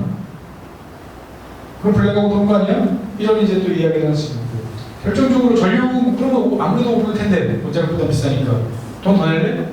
이런 거에 대해서 사실은 상당히 여러 가지 의견이 나오게 되는 거죠. 그럼 LNG는 대안이 될 수 있느냐? 기술적으로 완성이 되어 있어요. 아주 효율이 높습니다. LNG 발전은. 우리가 거꾸로 타는 보일러처럼 한 번 태우고 두 번 태우고 해가지고 일단 태워서 터빈을 돌리고 다시 열을 회수해가지고 또 돌리고 아주 효율이 높아요. 복합화력으로 해서 좋습니다. 그리고 세계적으로 천연가스가 쏟아져 나오고 있습니다. 지금 이스라엘이 세계적인 가스 강국이 됐어요. 잘 모르시죠? 그 지중해 바다에서 정말 어마어마한 양의 천연가스가 쏟아져 나와가지고 자기들 쓰고 나가서 막 20개도 주고 그래서 23 요즘에 이스라엘이 안 싸는 이유가 그런 데 있어요. 안정적 공급 추세는 당분간 계속될 거다. 꽂으면 나와요. 근데 결국은 이것도 결국 해외 의존 화석 연료 아니냐. 언제까지 이렇게 갈 거냐. 야, 지금이 제일 역사적으로 제일 싸다지만 20년 후에도 싼 보장이 있어? 보장 못하는 거죠. 다음에 온실가스도 LNG도 석탄보다 덜 나지만 좀 1년에 우리나라 태우는 게 한 3, 4천만 톤은 수입해서 태웁니다 보면은. 어마어마하게 태우는 거죠. 그러면 또 거기도 마찬가지로 온실가스가 나는데 그러면 그건 괜찮은 거냐? 한쪽에서는 기후변화 막자고 하면서 어려운 문제입니다. 사고가 어떻든 간에 정부는 저 위에 있는 것처럼 경제급전, 돈만 바라는 거, 싼 것부터 태우자는 게 아니고 환경급전으로 바꿔가겠다 이야기를 하고 있습니다. 그리고 수요 관리를 강화하겠다. 뭐냐면 전기를 덜 쓰도록 하는 게 중요하다. 효율도 강화하고 그때그때마다 여러 가지 방법들을 잘 쓰겠다라고 하죠. 그래서 2030년까지 이런 식으로 바꾸겠다고 하는데 신재생 비율이 이렇게 높아지고 LNG도 높아지고 석탄은 낮아집니다. 원래 석탄 추진되던 놈들을 LNG로 돌리는 거죠. 연료를 전환시켜서 가게 되면은 2030년쯤 되면은 태양광 이제 신재생 에너지 중에서 태양광 비중이 막 높아지고 풍력도 지금의 10배, 뭐 태양광 5배 이렇게 높아지는 거죠. 사실 지금의 우리나라에서 재생에너지라고 하는 것들은 상당수가 쓰레기 태우는 거예요. 폐기물 태워서 나는 거기 때문에 그것은 점점 줄어들겠다라고 하는데 과연 잘 될까 보겠습니다. 뭐 주택, 협동조합, 농가 이런 데에서 하고 대규모 사업도 한다는데 현재 진행되는 속도로 봤을 때 얼마나 갈 수 있을까? 그러면 4년 동안 지켜봐야 될 것 같습니다. 시간이 참 부족하긴 한데 빨리 말씀드리겠습니다. 보통 이런 이야기 하면은 누구나 들고 나오는 게 독일 사례입니다. 한국 사람들은 제일 존경하는 나라가 독일인 것 같아요. 정말로요. 예, 독일에 대한 환상이 제일 강한 나라가 대한민국이 아닐까. 근데 그게 당연해요. 왜냐면 우리가 일제시대를 겪고 일제시대는 일본은 프로시아를 겪었어요. 프로시아를 모델 케이스로 삼았어요. 그래가지고 독일의 기차역을 따는 게 동경역이고 동경역을 다시 따는 게 서울역이에요. 그래가지고 프랑크푸르트에 가면은 서울역이랑 비슷한 역이 더 크게 있어요. 비슷할 수밖에 없어요. 근데 다만 독일은 2011년도에 원자력 발전소를 문 닫겠다는 결정을 내렸습니다. 사실 그 전에도 한번 내렸었어요. 슈레더 총리도 한번 내렸다가 번복을 했다가 다시 후쿠시마 원전 사고 난 다음에 문 닫겠습니다 라고 했죠. 그래가지고 그 당시 8개 원전을 재가동을 포기를 하고 정비 중에 있던 것들을 2020년도까지 원전을 다 끄겠다라고 이제 약속을 했어요. 근데 이렇게 하고 나니까 주변 국가들이 싫어합니다. 왜 싫어하지? 안전해지는데? 유럽은 다 전력망이 뭉쳐져 있어요. 그래서 독일이 모자르면은 어떻게 해요? 프랑스에서 원자력 발전소 나온 전기도 갖고 가고 체코에 화력 발전소 나온 전기도 갖고 가서 일단 급한 대로 씁니다. 근데 이제 원자력 발전소가 없으면 자기들 전기를 계속 갖다 쓰다 보면은 결국 단가가 올라가지 않겠냐? 우리나라 자기네 나라 전기요금 올라가는 거 아니야? 이런 문제도 좀 있어요. 더 큰 문제는 독일의 원자력 발전소가 문을 닫고 나면 독일의 남부에는 우리가 아는 뭐 BMW라든지 하는 대형 업체들이 많습니다. 에너지를 많이 쓰는 업체들이 많은데 여기 원자력 발전소가 같이 있었어요. 그러니까 바로 옆에서 써가지고 썼는데 지금은 이제 그 문을 닫고 나면은 저 멀리서 북쪽에서 풍력 발전 이런 걸 해서 갖고 와야 되는데 독일 남북을 가로지르는 송전선로가 제대로 안 갖춰져 있어요. 그럼 이놈들이 어떻게 되냐? 서쪽으로 가면 프랑스, 동쪽으로 가면 네덜란드, 체코로 돌아서 오는 거죠. 바람 확 불면 풍력 발전기 열심히 돌죠. 그럼 전력이 왕창 생산되는데 이게 몰려들면은 우리가 차 혼잡 생기는 거죠. 그럼 잘못 혼잡되면은 블랙아웃 생깁니다. 그래가지고 변전소는 따로 지어야 돼요. 그걸 막을 수 있는 이런 이제 여러 가지 이제 문제점들이 사실 있어요. 하지만 뭐 어쨌거나 이 유럽 전체 차원에서 신재생 쪽을 강화하겠다라고 하기 때문에 현재는 이제 잘 진행이 되고 있어요. 참고로 이건 뭐 상식 수준에서 알아두시면 좋은데 독일은 우리는 발전소 다 국가가 소유한 한전이랑 공기업이 소유라고 생각하는데 독일은 4개의 회사가 이제 전체 전력을 대부분 생산을 하고 있어요. 요 세 회사는 독일 회사고 요 회사는 스웨덴 회사예요. 제가 여기 왜 독일 세 회사는 따로 표시를 하냐면은 민간 회사예요. 민간 회사인데 원자력 발전소를 소유하고 운영하고 있어요. 이 바텐파리산 회사도 자기네 나라 스웨덴에 가면은 원자력 발전소 몇 개를 부리는 회사예요. 그러니까 우리가 희한한 거지 왜 해외에서는 원자력 발전소 그냥 민간에서 다 운영하고 있는 거예요. 그래서 이렇고 송전 따로 있고 배전 따로 있어요. 엄청 많아요. 이건 다 동네 회사들이에요. 그러다 보니까 실제로 이것들을 조율을 해가지고 어떤 신재생 에너지, 재생 에너지 확대를 하는 게 상당히 우리가 봤을 때는 정말 복잡다단하고 엄청난 제도를 막 만들어가면서 하는데 독일 친구들은 문서 작업에 되게 강한 것 같아요. 복잡한 규정을 잘 따르고 서로 따져가면서 신기해. 저는 잘 이해가 있는데 잘하고 있습니다. 그래서 실제로 보면은 2015년도에 보면은 근데 아직까지도 여전히 석탄이 많아요. 왜? 독일은 갈탄의 나라입니다. 그렇기 때문에 갈탄 생산하는 광부들이나 광산 이런 업체들의 영향력이 셉니다. 정치의 영향력이 있기 때문에 함부로 문 못 닫아요. 그러니까 한쪽에서 원자력 발전소 문 닫으면서 한쪽에서는 온실가스 펑펑 내는 갈탄 화력 발전소를 원자력 발전소 용량으로 건설하고 있기도 합니다. 그래서 독일에서 가장 큰 문제는 아까 말씀드렸다시피 독일의 이 북쪽에 북해라고 하죠. 북쪽 바다에다가 쭉 풍력 발전을 꽂아가지고 풍전소를 남쪽으로 보내야 돼요. 슈투트가르트. BMW 이런 공장들이 다 여기 남쪽에 있어요. 바이에른 지방에 있는데 이렇게 와야 되는데 이 송전선로가 건설이 제대로 안 돼요. 필요한 게 850km가 지금 당장 필요한데 지금 한 10년 동안 건설된 건 90km밖에 건설이 안 됐어요. 띄엄띄엄 건설하고 있습니다. 또 계획 잘 세우는 독일 애들이 왜 저렇게 하지? 저기도 마찬가지로 내 등 뒤에 고압선로가 생기는 건 싫어하는 거예요. 반대합니다. 지자체, 단체장 권한으로 허가 안 내줍니다. 취소시켜버립니다. 그럼 그때마다 소송 걸고 연방정부까지 가야 됩니다. 특별법 만들어봐야 소용없어요. 우리랑 비슷합니다. 그리고 또 한편으로 독일은 재밌는 게 재생에너지의 지역적 균형을 위해서 불안을 감수해요. 무슨 말이냐면 동쪽에서는 풍력이 많고 서쪽에서는 태양광이 많다. 그러면 그냥 서로 각자 있는 거 쓰면 되는데 용납을 안 해요. 여기도 그러면은 풍력이 많지만 그 풍력은 저쪽으로 보내고 저쪽에서 있는 태양광을 갖고 와서 여기 지역에서 쓰는 에너지 중에 일정 비율 맞춰. 이렇게 일부러 지금 유지를 하고 있어요. 그러다 보니까 송전선로 수요는 더 많아지겠죠. 송전선로 건설은 좀 늦어지고 있고 상당히 지금 이제 골치 아픈 때를 모습. 그래서 보통 독일 이야기를 하면은 전력요금이 많이 올랐다 이야기를 합니다. 2007년부터 2017년까지 10년 동안 비교를 해보면 50% 올랐어요. 가정용 요금. 모릅니다. 사회적으로 수용을 독일 친구들 그래도 상당 부분 감내했어요. 필요하다고 생각을 했기 때문에 저렇게 갈 수 있었던 건데 우리나라 5,000원 올리는 것도 아마 쉽지 않을 것 같아요. 자신 없습니다. 근데 독일이 저렇게 할 수 있던 가장 큰 이유는 뭐냐면은 재생에너지 자체를 확대한 것도 있지만 전력 수요 자체를 잘 관리를 했어요. 그러니까 이렇게 계속 올라가는 게 아니고 경제가 성장하지만 전력 수요는 상당 부분 제자리에 붙들어맸다는 거죠. 그러니까 전력의 효율을 높였기 때문에 비교적 쉽게 재생에너지 쪽으로 넘어갈 수 있는데 과연 우리가 그렇게 할 수 있겠는가?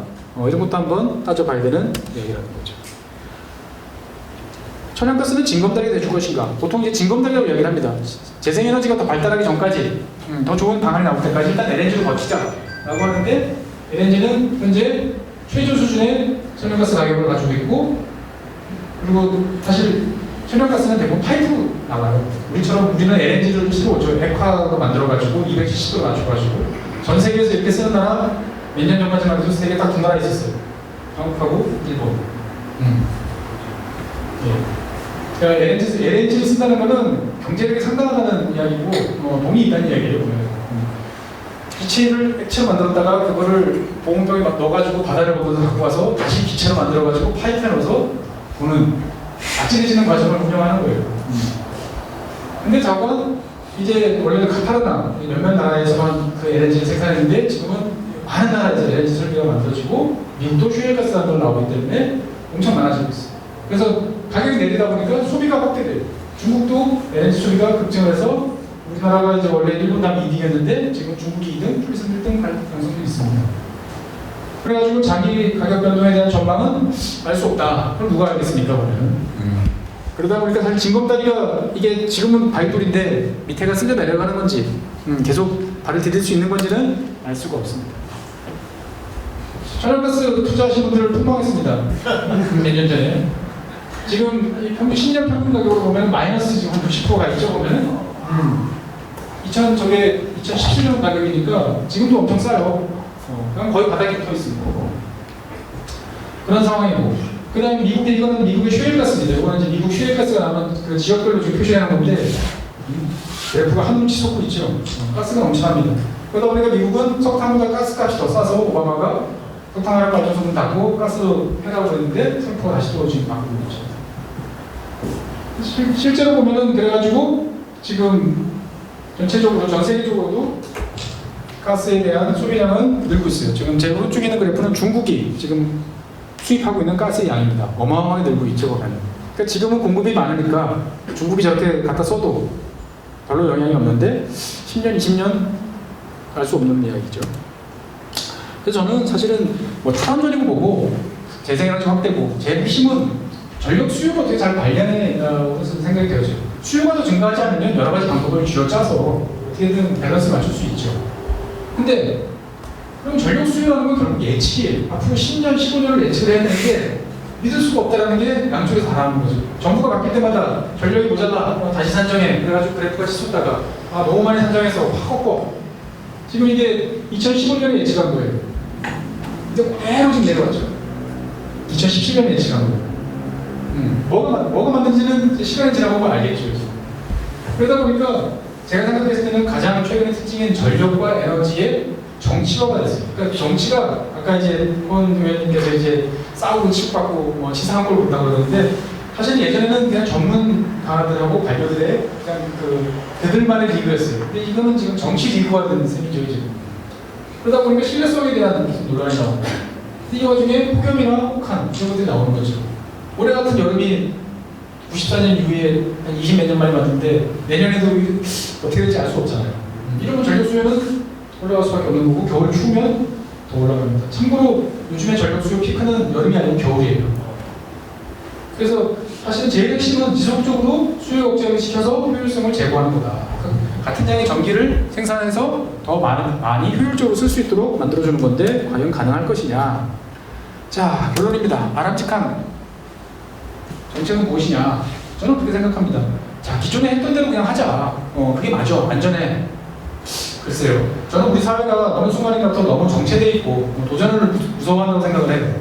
오히려 7, 80년대가 용감하게 앞으로 나갔던 생각이 듭니다. 국가 예산이 5조 원밖에 안 되던 시절에 5천억짜리 평택 LNG 인수기지를 지었던 게 전두환 대통령이에요. 알고 있는지 모르고 있는지 모르겠으나 자꾸 선별지명이 있었던 거죠. 그런 어떻게 보면 기포공항 가지고도 충당되던 시절에 인천공항을 바다를 섬 사이를 메꿔가지고 만들고 바다를 위에 지나가는 철로를 깐다? 고속도로 만든다? 진해진 이야기입니다. 이게 노태우 정권 때요. 노태우 정권 때 이야기죠.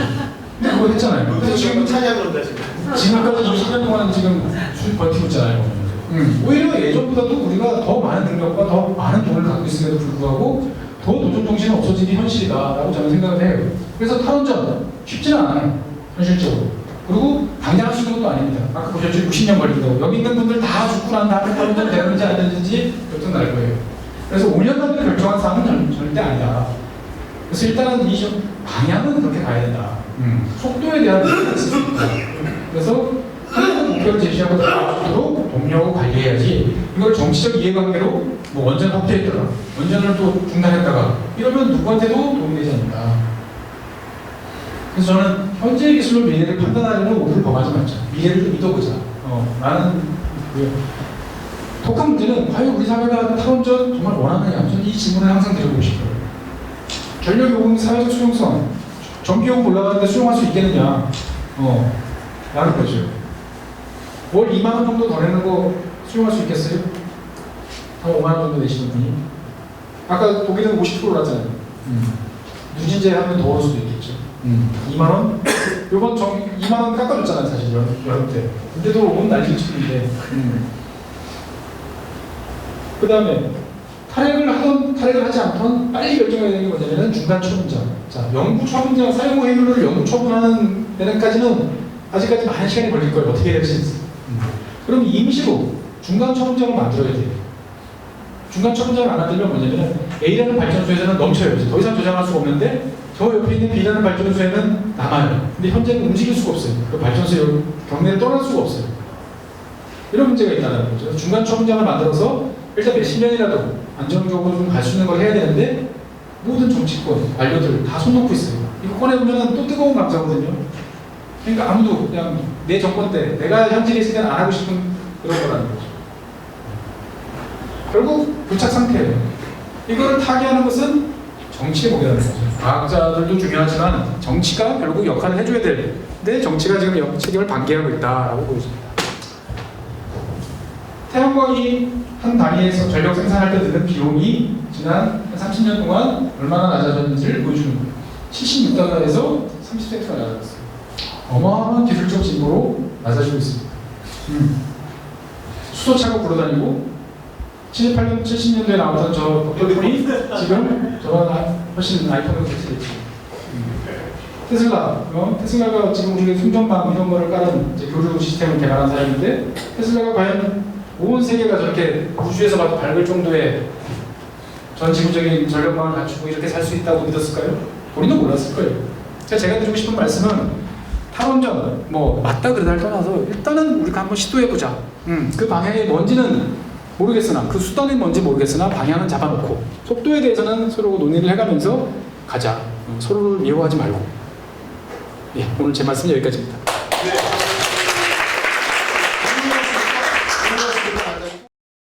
질문을 많이 해주시고 또 잘 들어주셔서 감사합니다. 여러분들께서 이제 수요 관리라는 쪽에 대해서 이제 관심을 많이 표현하셨는데 저는 이제 두 가지 측면이 다 있다고 보여집니다. 일단 첫 번째로는 사람들이 잘 느끼지 못하지만 전력을 더 잘 쓸 수 있도록 여러 가지 기술 표준이라는 것들을 높여가면서 전력을 더 효율적으로 쓸 수 있는 수요 관리가 1차로 돼야 된다.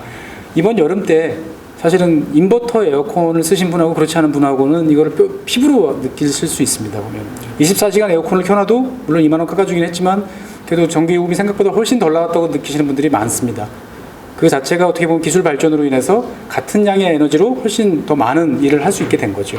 이런 것들을 더 가속화시키도록 각종 기술 표준을 높이고 강화하고 뭐 에너지 효율을 높이는 작업들은 무지막지하게 좀 해야 된다고 생각을 해주고요. 그 다음에 직접적으로 어떤 수요량 조절 같은 경우는 실제로 이제 산업계 같은 경우는 이미 사실은 뭐 여러 가지 방식으로 하고 있죠. 뭐 지금 전력수가 치솟을 때 어떤 공장 가동률 같은 걸 낮춘다든지 시간대를 피크타임을 분산시켜주면 그에 상응하는 여러 가지 조치를 취해주는데 궁극적으로는 아까 말씀하신 것처럼 결국은 가격이 전력 요금에 대한 부담이 돼야 우리가 담배 가격도 2,000원, 2,500원에서 4,500원 팍 뛰면 어떻게 됩니까? 담배를 금연을 확 하죠. 근데 시간이 지날수록 계속 4,500원이면은 계속 금연율이 조금씩 낮아지고 흡연율이 올라가잖아요. 그래서 이런 걸 막기 위해서 뭐 오스트레일리아, 뉴질랜드 이런 나라들은 물가 연동제입니다. 임금 연동제. 표준 임금이 올라가면 물가가 올라가면 인플레이션 대비로 올라가면 그만큼 같이 담배 요금이 자동으로 올라가서 사람들한테 지속적으로 똑같은 부하를 느끼도록 만드는 방식을 채택하거든요. 그러니까 이런 극단적인 방식은 아니더라도 뭔가 가격에 대한, 가격제에 대한, 그러니까 깎아주자, 비싸니까 깎아달라 이거 말고 뭔가 더 효율적인 방안에 대해서 논의를 좀 해봐야 될 것 같고요. 그 다음에 이제 아까 기금 같은 말씀을 이제 하셨는데 사실은 그게 이제 잘 지금 여기 보여지지가 않아서 그러는데 여기서 지금 요 표시되어 있는 것들이 초록색으로 보이는 분이 쭉 늘어나죠. 저게 사실은 우주 따지면 이제 전력 뭐 기금 정도 이렇게 해석을 하시면 되겠어요. 이제 보면은 저게 들어가서 실제로 보면은 그 전력 요금이 급상승한 어떤 그런 요소다라고 이제 보시면 되겠고요. 실제로 우리나라도 전력 요금에도 이미 이제 들어가 있어요. 들어가 있는데 이런 이야기를 하면은 많은 분들이 어려운 사람들한테 깎아줘야지 라고 말씀들을 하세요. 근데 요금제를 그런 식으로 막 만들다 보면은 너덜너덜해집니다. 실제로 누구 깎아주고 하면 복잡해지는 거죠. 거둘 때는 일괄적으로 다 걷고 어려우신 분들한테는 직접적으로 현금이나 바우처로 그만큼에 상응하는 쪽으로 가는 게 간결하다고 저는 생각이 되어집니다. 그리고 실제로 그 독일에 비해서 우리나라가 태양광이나 이런 쪽이 나쁘다라고 생각하시는 분들도 계시는데 뭐 우리가 미세먼지 좀 많고 이런 면들은 좀 있어요. 근데 하지만 뭐 요즘에 전력 그 태양광 패널 품질이나 뭐 생산 걸 보면은 그 자체가 큰 요소라고 저는 생각하지는 않고요. 풍력은 차이가 큽니다.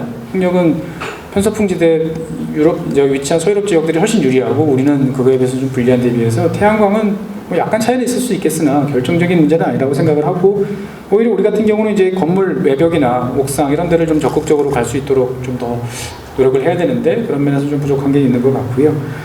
그 다음에 뭐 고준위 폐기장 관련해서 여러 가지 이제 질문을 해주셨는데 사실 고준위 폐기장은 아까 어떤 분이 말씀해 주신 것처럼 사실은 지질학의 문제죠. 결국은 그래서 고준위 폐기장 하자 그러면은 제일 신나는 쪽은 지질자원연구원이고요. 거기 계신 박사님들은 20년째 똑같은 프로젝트 하면서 계속 성과급 받고 계십니다. 언제까지 이렇게 땅만 찾아야 되는지 사실 잘 모르겠으나 방법이 그거밖에 없다니까 당분간은 더 기다려봐야 될 것 같고요. 실제로 그래서 그 중간에 이제 이것들을 어떻게든 어떤 식으로든 좀 옮기고 하는 쪽이 좀 필요하긴 한데 해결료를 옮긴다는 거는 상당한 정치적 갈등과 반대가 발생합니다. 그래서 뭐 프랑스 같은 경우는 이제 다른 나라에서 오는 해결료들을 재처리해서 다시 돌려주기도 해요. 그런 작업을 하는데 그때마다 거의 군사작전이 되죠. 녹색당 당원들은 철로를 파괴하고 몸을 다이너마이트를 끌어안고 트럭에 뛰어들고 그러면 그걸 막기 위해서 대테러 부대가 출동하고 왜냐하면 중간에 하나로 사고 나면은 대형 사고지 않습니까? 그러니까 실제로 우리는 얼핏 생각하면 A라는 발전소에서 B라는 발전소로 그냥 옮기면 되지라고 생각하지만 가다가 만약에 어떤 하천에 사용 해결료를 실은 추락했다. 끔찍하죠 보면. 그런 문제들이 있기 때문에 사실은 상당히 쉽지 않은 여러 가지 루트나 이런 것들이 잘 연구돼야 되고 지금도 많은 것들을 연구를 하고 그런 면에 대해서 이런저런 계획은 세우는 것으로 알고 있습니다만 테이블 위에 올려놓기에는 좀 빠른 타이밍인 것 같고요. LNG 같은 경우는 그 연소 과정에서도 물론 이제 온실가스가 발생하지만 제일 큰 이유는 이제 그 연소 과정보다는 생산 과정, 땅에서 캐낼 때 기본적으로 메탄 성분이거든요. 근데 메탄 성분이 제대로 이제 잘 그거를 캡처해가지고 따로 하지 않으면 대기중 올라가는데 이산화탄소에 비해서 메탄이 온실가스 그 효과가 훨씬 강하기 때문에 이제 LNG가 전체적으로 따져봤을 때 과연 친환경이냐, 기후변화에 적응 좋냐 이런 의문은 계속 이제 제기가 되고 있다 이렇게 말씀을 드리고 싶습니다. 대충 답변을. 네, 그럼 우리 또 어떤 거 있다? 이야기를 많이 해주셨는데 보자. 일단 기술적인 문제부터 먼저 말씀을 드리죠. 사실 아까 인공태양 말씀도 하셨는데 사실 핵융합이죠. 수소폭탄 만들 때 쓰는 핵융합인데 저는 개인적으로 핵융합을 50년 기술이라고 이야기를 합니다. 50년 후면 개발된다고 제가 40년 전에 들었어요. 78년도에 잠시 원자력 발전소 쓰다가 2020년쯤 되면은 핵융합으로 다 넘어갔을 테니까 문제 없다라고 했는데 지금도 50년 후쯤이면은 개발될 거라고 이야기들을 하고 있어요. 그러니까 이게 우리가 지금 이제 전자제품을 쓰면서 기술 발전이 엄청나게 빠르다고 다들 생각을 하고 있습니다. 사실 다 엄청나게 빨라졌죠. 근데 기술 발전은 각 산업 분야 특성마다 천차만별이에요. 제가 생각했을 때 가장 평소에 그 기술 발전이 느린 분야거든요. 배터리예요. 배터리는 90년도에 소니에서 리튬이온 배터리가 나온 다음에 지금도 단 전압이 0.1V도 못 늘리고 있어요. 0.1V만 늘리는 순간 막 폭발하고 난리가 나니까요. 보면. 그럼 어떻게 핸드폰을 쓰고 있느냐? 핸드폰 자체에서 쓰는 전력량이 줄어들 뿐이지 핸드폰 자체의 기술은 사실은 크게 다른 게 없다. 저는 그렇게 생각되는데 오늘 이야기를 하다가 문득 드는 생각이 더 늦은 게 원자력이구나 이런 생각이 들었어요. 원자력 관련 기술을 대부분 데이터들은 다 1950년대 미국에서 나온 데이터들을 지금도 그대로 쓰고 있습니다. 그 이후에 어떤 국가도 그만큼 투자를 해서 기초 데이터를 뽑아낸 적도 없고 뽑아낼 필요도 못 느끼고 그냥 그 데이터를 조금씩 가공해서 쓰고 있는 상황이죠. 그러다 보니까 사실은 제가 70년대, 80년대에 들었던 고속 증식로, 그러니까 이제 사용 해균료를 집어넣으면 연료가 점점 더 늘어납니다. 뭔가 이상하죠? 내가 밥을 먹었는데 응가를 하는 게 아니고 다시 또 밥을 만들어내는 이런 자기가 알아서 점점 더 연료를 만들어내서 뭐 이런 거. 그 다음에 우라늄보다 훨씬 많은 토륨 이런 걸 쓰는 이제 이런 토륨 뭐 원자로 20년 전에, 30년 전에도 들었고 20년 전에 들었고 10년 전에도 들었는데 지금도 계속 30년 후, 40년 후에요. 그러니까 저는 원자력이라는 분야의 어떤 기술적인 한계가 분명히 존재하고 있고 그걸 단기간적으로 극복하는 건 매우 어려울 것 같다. 핵융합 같은 경우도 실제로 지금 이제 목표가 어마어마한 돈을 들어서 국제적으로 같이 연구를 하고 있지만 뭐 10초, 뭐 1초 뭐 이런 정도의 지금 실용화에는 한참 못 미치는 단계를 하다 보니까 과연 언제쯤 될까 상당히 좀 궁금합니다. 그래서 사실 이제 아까 신에너지 말씀하셨는데 보통 신에너지라고 그러면은 수소연료전지, 그 다음에 ESS. 그러니까 사실 이건 어떻게 보면 전력 생산이 아니고 저장인데 이거를 그냥 신에너지에 지금 법률상 집어넣어가지고 오히려 좀 복잡하게 만들고 있죠. 그래서 자꾸 이런 쪽의 기술들인데 과연 앞으로 어떤 것들이 더 나올 것인가 이런 것들은 좀 더 지켜봐야 될 것 같고요. 그 다음에 남북협력 관련해서 사실은 지난 이제 참여정부 때 일단 한번 안중근 프로젝트를 한번 한 적이 있어요. 그래가지고 지금 영흥발전소 섬해가 있죠. 섬에 보면은 영흥 화력이 1, 2, 3, 4, 5, 6호기가 있는데 옆에 7, 8호기 터가 많이 비어 있어요. 그래서 원래는 거기다가 9호기, 10호기를 지어서 북한으로 송전을 하겠다. 해상 송전을 해서 그렇게 가겠다라고 했는데 이제 결국 이제 하지 못했죠. 그래서 사실 저는 남북 협력 때 이제 전력 사업이 필요한데 과연 지금과 같은 이 전력 19세기, 20세기 초반에 어떤 이런 그 전력망 시스템을 그대로 갖다 놓는 게 과연 맞느냐 이런 생각이 많이 듭니다. 사실 지금 우리가 쓰고 있는 전력망 체계는 어떻게 보면 상당히 19세기 말 20세기 초를 넘어오면서 중앙 집권적이고 그런 원자력 발전소와 화력 발전소에 특화된 전력망이죠. 실제로 지금 이제 마이크로 그리드라고 해가지고 각 지역별로 각자의 어떤 재생에너지나 여러 가지 다양한 에너지원들을 효과적으로 조합하는 이런 식으로 이제 가고 있는데 오히려 북한은 우리가 그런 이야기를 많이 하지 않습니까? 꼭 유선 전화를 깔고 난 다음에 무선 전화로 넘어가는 게 아니고 처음부터 무선 전화로 넘어가는 게 훨씬 자원과 여러 가지 효율적이라고 하는 것처럼 북한이 우리가 갔던 길을 60년 동안 갔던 길을 그대로 갈 필요는 없다. 오히려 한 번에 뛰어넘을 수 있으면 그런 길을 시험해 보는 게 어떻겠느냐라고 생각이 되어지고 실제로 그거에 관한 연구도 이제 일정 부분 이루어지고 있는 것으로 알고 있습니다. 물론 이제 아까 앞에서 김성교 박사님 말씀하신 것처럼 이제 시베리아 이제 러시아에서 들어오는 PNG라든지 수력 발전이라든지 지금 우리가 섬이지 않습니까? 우리는 독일이나 이런 나라처럼 옆에서 끌어다 쓸 수도 없는 이제 그런 나라인데 이제 아시아 슈퍼그리드에 우리가 포함이 된다고 그러면은 지금은 사실은 우리가 온전히 혼자 부담으로 다 해야 되는 거예요. 우리가 해놨다가 시설을 놀리면 팔아먹을 데도 없고 그냥 우리가 매몰 비용으로 안고 있어야 되지만 이거를 서로 나눠 쓰면 이제 유럽식으로 뭔가 갈 수 있는 그런 네트워크가 된다면 지금하고는 또 많이 달라질 수 있을 것 같다라는 생각이 드는데 그것도 이제 시간이 많이 이제 걸릴 것 같고요. 수요 관리 관해서 이제 아까 기술적인 거 말씀하셨는데 사실은 이제 아까 그것도 이제 김 박사님 말씀하신 것처럼 스마트 이제 계량기라고 해가지고 지금은 사실은 전력요금을 내가 얼마 쓰고 있는지를 알 수가 없지 않습니까? 내가 지금 초보적인 앱 정도가 당신이 지금 얼마를 썼고 요금이 얼마 나옵니다 정도 대충 알려주는 거지만 실제로 지금은 이제 앞으로 미래에서 조금만 이제 지나면 나오는 게 전력요금이 막 이제 시간대별로 변한다는 거죠. 싼 전기가 나올 땐 전력요금이 내려가고 비싼 전기가 나올 때는 전력요금이 올라가면은 내가 그거에 맞춰가지고 실제로 내 전력 패턴을 조절을 할 수 있도록 이제 하는 어떤 그런 시스템을 하고 있고 실제로 그런 스마트 이제 계량기 같은 경우는 한전에서 돈을 부어가지고 지금 벌써 한 700만 가구에 지금 집어넣은 걸로 알고 있어요. 한 2천만 가구 이제 더 집어넣어야 되는데 2023년인가까지 마무리한다고 제가 알고 있으니까 이제 아마 그거는 이제 조만간 이제 될 것 같습니다. 그리고 이제 사실은 기술적인 문제나 수요 관리나 저는 항상 그렇게 생각합니다. 우리 사회가 많이 발전을 하다 보니까 이제 그 낮은 열매, 로행잉 프루트 다 땄어요. 그냥 누가 팔 뻗어가지고 막대기 쳐가지고 할 수 있는 거 다 땄고 남은 놈들은 쉽지 않은 거 이런 것만 남았다는 거죠. 올라가려면 사다리가 필요하고 기술이 필요하고 실제로 과일을 땄는데 떨어뜨려서 먹지도 못하고 떨어뜨릴 위험만 더 있는 그런 이제 지금 여러 가지로 어려운 상황에 처했는데 우리 마음은 아직까지 여전히 과거에 쉽게 손 따고 조금만 노력하면 뭔가 이뤘던 그러다 보니까 뭔가 여기서 지금 서로가 갭이 많이 발생하는 게 아닌가 이런 생각이 좀 많이 들고요.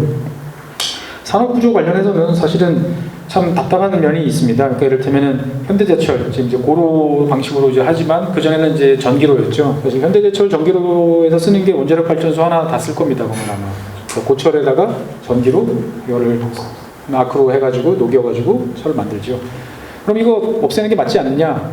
사실 맞다고 볼 수도 있어요. 근데 지금같이 고용 쇼크가 오고 이런 순간에 그나마 좋은 제철소 직원 몇천 명을 날린다? 이거는 누구도 받아들일 수 없는 거라는 거죠. 그래서 사실은 구조조정은 항상 호경기 때 해야 된다고 그러는데 꼭 불경기 때 이제 하려고 덤벼들다 보니까 일이 참 어려운 것 같습니다. 근데 장기적으로는 이 방향이 이런 시스템이 과연 지속 가능할 것인가에 대한 회의는 끊임없이 해봐야 되는 거죠. 그래서 알아서 잘해주면 좋겠지만 잘하진 않을 테니까 끊임없이 채찍질을 해야 된다고 생각을 합니다. 그것이 요금이 될 수도 있고 정부 정책이 될 수도 있고 그래서 그거에 맞춰서 기업이 적응을 하면 국제적인 경쟁력을 갖고 살아남을 수 있을 것이고 그렇지 못하면 상당히 어려움에 처한 어떤 일부러라도 그런 상황에 적절히 내몰리도록 하는 게 정책의 묘미가 아닐까 그런 생각이 들어지고요. 실제로 탈원전 추세 같은 경우는 선진국의 경우에는 새롭게 원자력 발전소를 짓는 경우가 거의 없죠. 그다음에 이제 많은 나라들이 원자력 발전소를 짓고 싶어 합니다. 왜냐하면 전력 수요는 늘어나는데 석탄은 아까 말씀드린 것처럼 환경적인 문제, 기후변화 문제가 있기 때문에 원자력 발전소를 하나만 지으면 많은 문제를 해결할 수가 있는 거죠. 근데 원자력 발전소는 비싸죠.